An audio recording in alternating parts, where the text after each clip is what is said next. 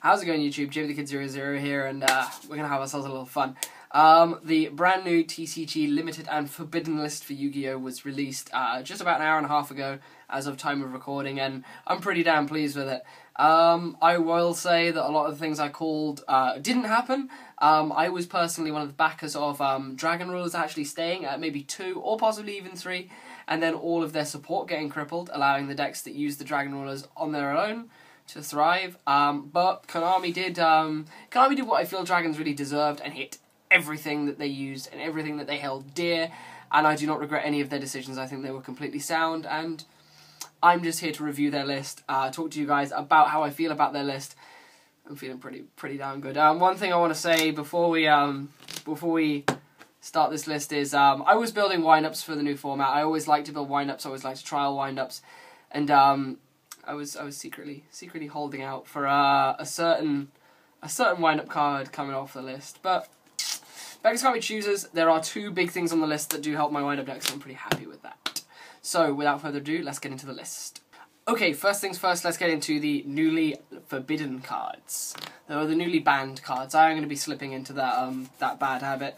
I have no complaints about anything that has been banned. I have, I guess, a slight problem, but I'm not really that fussed about anything that has been banned. We're going to start off with Dragon's Ravine. Dragon's Ravine was the driving force of the new Dragon Ruler deck the moment it came out and surfaced in YCS Toronto at the start of the new format.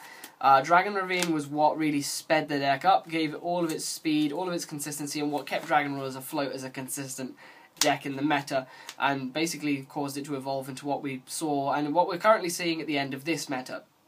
So Dragon Ravine is banned, and we're going to do the thing that you guys loved, and every time a card has been banned, it's going away! Next up, we're going to talk about the infamous 6th Sense. This card came out of nowhere. We should never have seen this card. It was dumb. I played it at a couple of events. It stole games from me. It stole me games that I shouldn't have won. And I lost games that I shouldn't have lost. Especially at YCS London. This card was the bane of my existence. So I'm so glad to see a card like this go. It was so impactful on our meta. It really shouldn't have existed, and it's gone. The other card we're going to talk about is Self-Destruct Button. There are some cards I don't actually own, and I'm not going to get them in to just do a video on it. So this is a Self-Destruct Button. Self-Destruct Button can go to hell in my opinion, because it's played in the degenerate decks, like the stall decks, the burn decks, that just say, oh, I'm not going to win this one, or something's gone wrong for me. Oh, well, we're going to draw, and we're going to play even more games.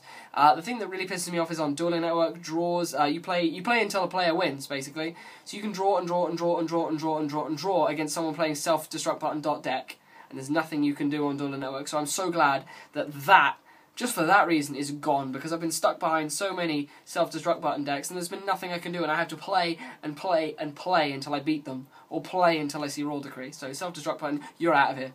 And the last card we're going to talk about is the most infamous card, in my opinion, even more infamous than 6th Sense. And you guys already know what it is, because you guys have all seen this new list before you've come to my video, because everyone's jumping on the list on Facebook. It's Return from the Different Dimension. Return from the Different Dimension was the card that says, if I set this and you don't kill it, if I attack you and you don't have Swift, you lose. Because I flip this up, I get 5 dragons out of the grave, I go Super Mega Plus because they're going to bounce to my hand in the end phase, or banish and search me loads of things. So this is going to make me go +5 or something like that.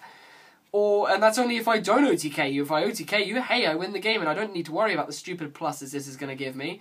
So this card, in tandem with Dragon Rulers, was dumb. In tandem with other decks like Mermail, even, it allows for so many OTKs and so many easy pushes, which you should have to set up for and commit so much into, that I don't think it should exist. I think that OTKs should be plays that you have to commit to, not plays that you just go, oh, I had Return from the Different Dimension set, I guess I win 1 card. So, Return is gone. So, we are done for all the things that have been forbidden. Now we're moving on to something equally as good, the limited section. There's still a few cards here. There's a few things that I'm quite a fan of, and a few things that do make me a little bit sad, but oh well, oh well.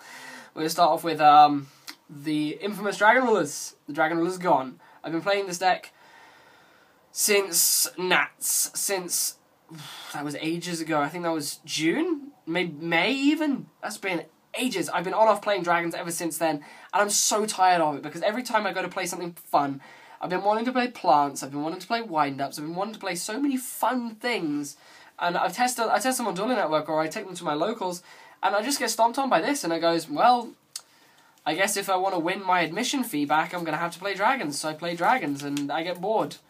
And I don't enjoy myself. I win, but I don't enjoy myself. Like, I make my money back, but there's no fun in it. So I'm glad to say these dragons are, like, they're limited, they're not banned, but I'm throwing them away. And they went all over my shelving.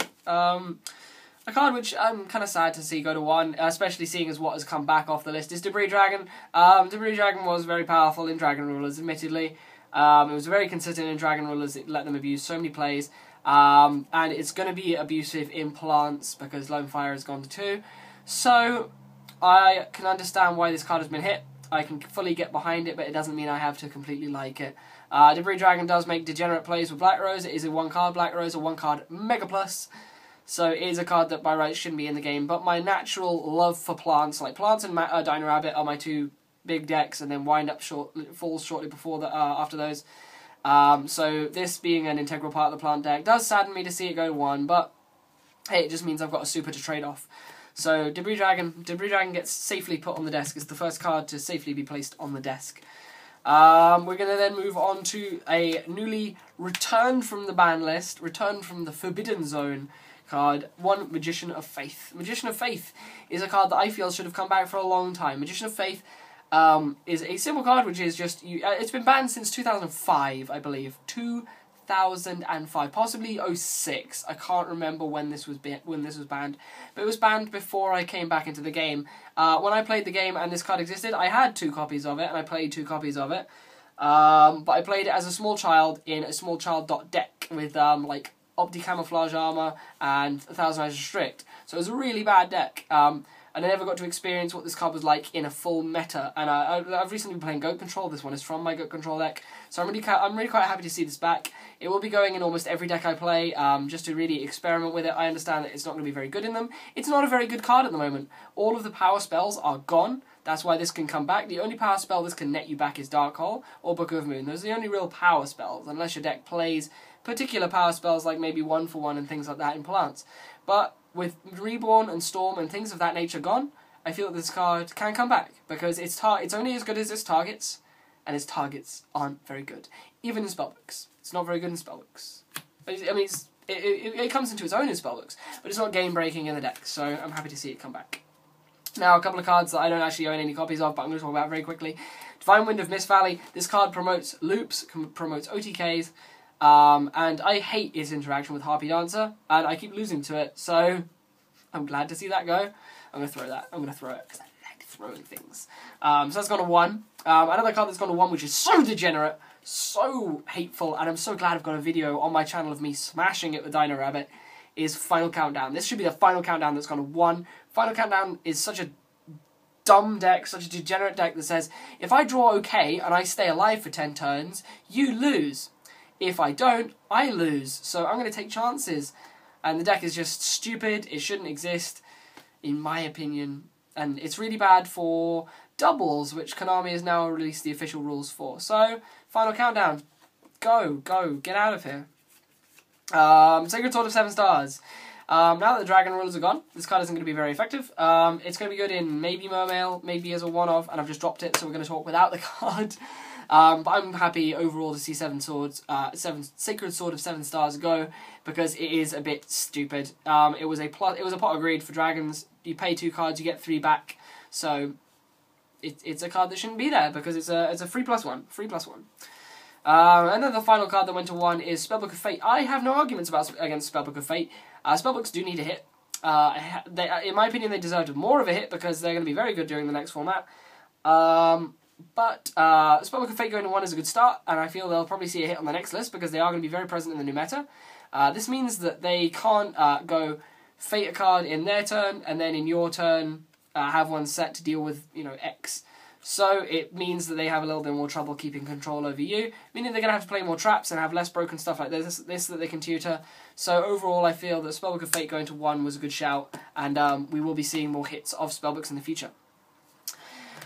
For the cards going to 2 list, it's two very cards that I'm quite glad that have gone to 2. I feel they both could have gone to 2. This is the only changes. They are cards that have come back from the list, back from 1. Nothing has gone to 2 from 3.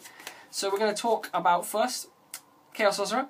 Chaos Sorcerer is a card that I feel could have gone to 2 because it's not that good anymore. It's okay. It's spot removal. It can just come out, remove a guy.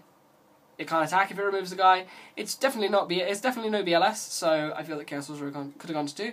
Chaos decks aren't that good anymore, let's face it.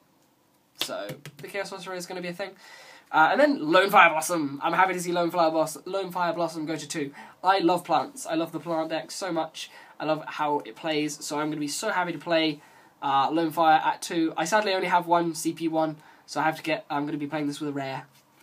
I will be doing a deck profile of these real soon though, because I love plants, and it lets me have some fun, with this interaction, because this is a cool deck, and Crane, and yeah, cool things. So prepare for videos soon. So yeah, Lone Fire to 2, I'm so happy about. I don't have any problem with it. It's not that broken anymore, in my opinion. It could be okay with Sylveons, but to be fair, Sylveons aren't very good at the moment. So I'm sorry about the crappy state of my hair. It keeps on just going everywhere, and it's just not behaving today. I've been really busy. I'm packing to go home, from uni today. So I've been really busy, and I thought I really want to make this video because people were asking me to do a limited and forbidden list review. So here I am in my lovely horribleness. And now we're on to the cards that went to 3. There's loads of them. There are loads of cards that went to 3. So we're going to start off with Archlord Christia. This is a card that I'm a bit apprehensive about. Ancients aren't that good anymore. Big Fairies deck was never a very good deck. Let's face it, Joe. But Christia going to 3 is going to make the Call of the Haunted deck a little bit more potent. It's going to make special summonable decks a little fear this a bit. So I'm going to be interested to see how Agents do in the new format. I'm not sure how I feel about Christia going to 3. It might clog, yes, but we'll see how that goes. I'm not going to cast judgment on that because I don't know how I feel. Zombies are getting a nice boost. Zombies are getting Mizuki going to 3. I don't think that's going to change very much. Mizuki going to 2 did literally nothing. It made the deck a little bit more playable, but I think that Mizuki going to 3 isn't going to be doing anything. Zombies could have come back for a long while, so Mizuki to 3 is okay. Plague Spreader Zombie, same real story. I feel that 3 is probably a bit overkill. I like 2 in zombies. I'm probably going to stick to 2, but we'll see what happens. But I think Plague Spreader going to 3 is no problem for the meta. And if I'm wrong, please highlight how I'm wrong. But I think that 3 Plague is fine. Then a card that I think should have gone back to 3 last format was TG Striker. TG Striker is not a problem card. I don't really see why it was hit in the first place. I mean, TG Sun was an okay deck, but it was never the best deck. And I feel it's just going to add a bit more consistency to some of the lower tier decks, allowing the meta to become a bit more diverse. I'm definitely going to be maxing out on this guy in my Barbaros Drain deck that I've been playing. Barbaros Bearman deck with the TG engine, which is actually a lot of fun, and I do intend to do a deck profile of it eventually, but until then, yeah, Striker going to 3, don't have a problem with that, I'm happy with that. So all of the TGs are back at 3 except for Hyper Librarian. Now we get to move on to something that's really, really dear to my heart, something that I'm so happy has come back. My girls have gone to 3. The 3 copies of Tour Guide from the Underworld, they're back at 3. I'm so happy about this. I feel that when Sangam was banned, they should have gone back to 3 immediately. Because Sangam was the reason why this card was truly broken. Tour Guide opens up so many nice generic synchro plays for so many decks, and I'm so happy it's going to be going to 3. I do, however, now need to decide on what I want to play as my final target, whether it'll be Torbas, Tardior, Fable Kushano, things like that. I think it's Kushano. Things like that, so I need to decide what's going to be my 4th target for the Tour Guides, because I'm currently playing wind-ups. I'm currently building the wind-up deck again, because I want to have some fun with that deck. And the ladies will be going in that deck. So look forward to seeing that, and I'm so happy to see these 3 go back to 3. Because I mean I'm sitting on 5, so I need a 6th. I need to get a 6th one in. But I'm so happy to see my original 3 from my these are the ones from my Macro Rabbit deck from Nationals. Still have all 3 of them, and I get to play them again. So happy to see those go back to 3. A card which I'm a bit apprehensive about now is Costella Ptolemy M7. M7 is a card that promotes loops. It's a card that promotes Gishki loops. It promotes hieratic OTKs and loops in hieratic deck. So, I'm a bit worried about what this going back to 3 is going to do to the format. I'm not sure if the loops can still be done with some of the hits on the old lists, but keep an eye on this because I'm not sure how I feel about Ptolemy M7 going to 3. So, yeah, and then the last card that has gone to 3, which is another 50-50 card, because I'm happy it's gone to 3 because I play 3 decks that it needs. Is Tenki. Fire Formation Tenki is a rotor which is really, really good. It's a rotor that feeds Fire Fists, formations that they need for their obligatory effects. It makes Wind Up Rabbit 1500 and it makes Bujin Yamato 1900. So this card is really powerful in all of the 3 of the decks that I play that need this. So I'm really worried what the effect of this going to 3 is going to have. It's going to definitely make Bujins a lot more consistent than they already are, and they are very good at the moment. I keep losing to them on Dueling Network, so this is going to make Bujin dangerous, so I'm not sure how I feel about Tenki going to 3. I'm personally happy as a player, but I mean from a game balance standpoint. So yeah, guys, that's about what I wanted to talk about on the front of the ban list, the limited and forbidden list. I'm pretty happy with the changes overall. I feel that they hit dragons in the right way. The deck is never going to be playable again unless they bring stuff back, which I'm thankful for. And yeah, I hope you guys have enjoyed this. Please stay tuned for new deck profiles. They might be a bit few and far between until Monday because I'm going to be travelling home on Saturday. But otherwise, yeah. I hope you've enjoyed.